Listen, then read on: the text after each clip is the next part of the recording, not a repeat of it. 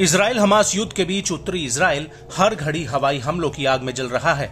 इस पूरे इलाके में हिजबुल्लाह का खौफ इस कदर पसरा है कि जो बचे कुचे इजरायली सेटलर्स यहाँ बसे हैं वो भी अब पलायन करने को मजबूर हैं। हिजबुल्लाह अपने रॉकेट, ड्रोन और मिसाइल हमलों से उत्तरी इजराइल को हर पल दहला रहा है। इजरायली सेना ने हिजबुल्लाह को कई बार सीधे युद्ध की चेतावनी दी है, लेकिन उसके बावजूद हिजबुल्लाह टस से मस नहीं हुआ है, बल्कि वो उत्तरी बॉर्डर पर इजराइल की पकड़ को ढीला करने के लिए और ज्यादा हावी हो चुका है।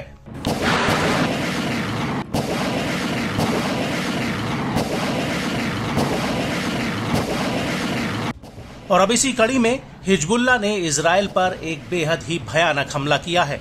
दरअसल हिजबुल्लाह की ड्रोन फोर्स ने तबारिया लेक के उत्तर पश्चिम में अमाद बेस पर ड्रोन का एक जत्था फायर किया।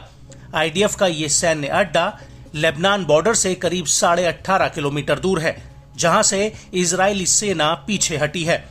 इसके अलावा ये बेस नॉर्दर्न कमांड की रिजर्व का हेडक्वार्टर भी है। साथ ही यहां पर आईडीएफ की 91वीं रिजर्व डिवीजन का ठिकाना भी है।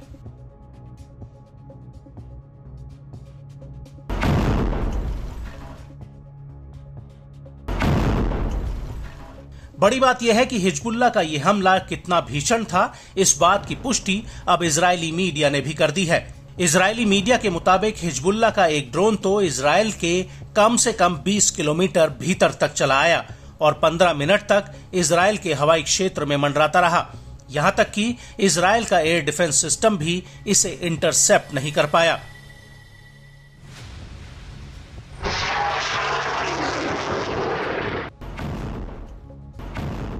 हालांकि जब ये ड्रोन हमला कर रहा था, उस वक्त हिजबुल्लाह ने नेवेजीव में इजराइल की 282वीं आर्टिलरी ब्रिगेड की 411वीं बटालियन पर भी गोला बारूद फायर किया था।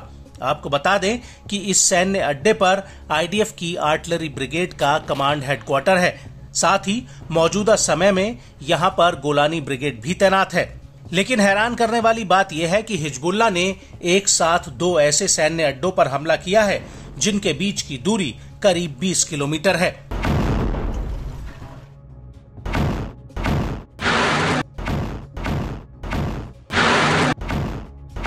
और इस हमले के अलावा भी हिजबुल्लाह ने आईडीएफ के अल रामथा सैन्य अड्डे पर हमला कर दिया।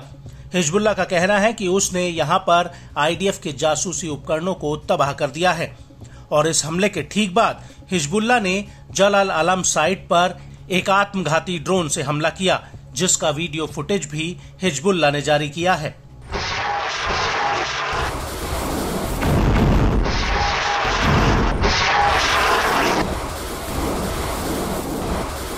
लेकिन इन हमलों के बीच इस इलाके में रहने वाले इजरायलियों का सबसे ज्यादा बुरा हाल है।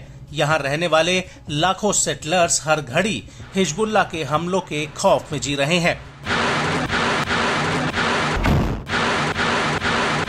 साल 2023 की एक रिपोर्ट के मुताबिक उत्तरी इजराइल में करीब 15,30,000 लोगों की आबादी रहती थी, लेकिन युद्ध शुरू होने के बाद करीब 2 लाख लोग अपने घरों से विस्थापित हुए हैं।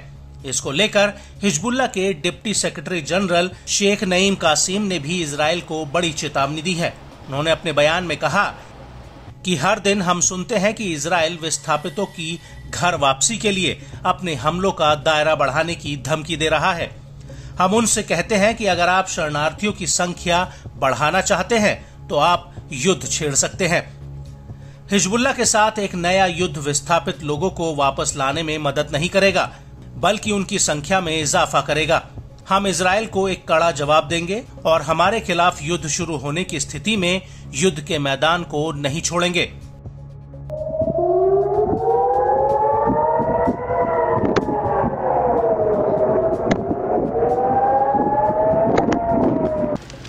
और इस सब के बीच ये कहना बिल्कुल भी गलत नहीं होगा कि हिजबुल्लाह इजराइल के आगे रत्ती भर भी झुकने को तैयार नहीं है, बल्कि वो लगातार इजराइल से कह रहा है कि अगर उसने युद्ध छेड़ा तो ये आग से खेलने के बराबर होगा।